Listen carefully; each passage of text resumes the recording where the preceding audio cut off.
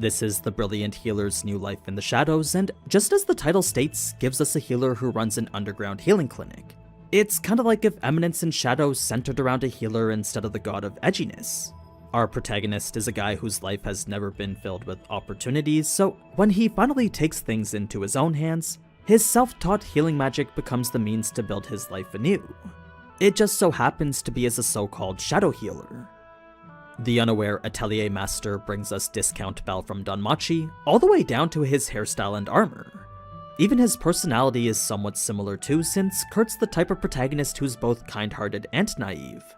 He's just not skilled when it comes to combat, but with regards to everything else, he's apparently the best. It's a trait Kurt himself doesn't seem to be aware of. So, I don't know if that makes this an inverse power fantasy, but with Kurt being overpowered in pretty much everything that's not fighting, I imagine a premise like this should make for some interesting encounters. We just have to wait and see if it turns out that way.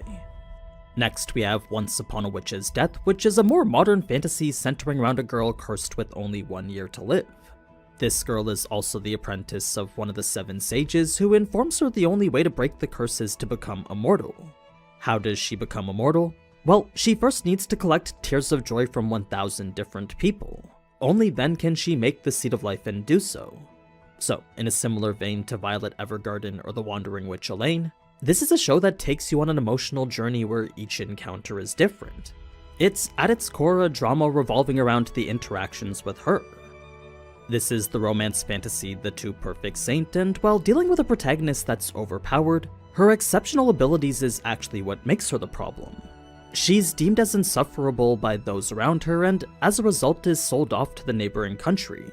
This is because saints are an existence every country desires, so despite her being apparently miserable, she's still a powerful presence worth having.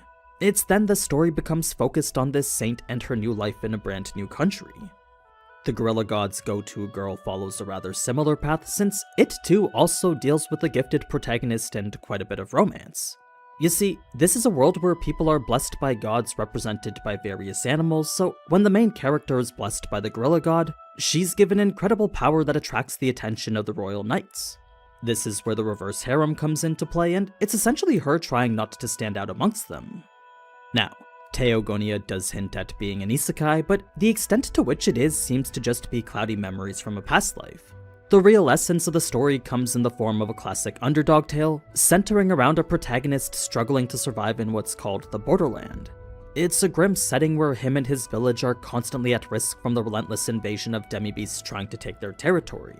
He's by no means very powerful, so we're shown his fight to survive along with the gradual understanding of a past life that's extremely vague to him.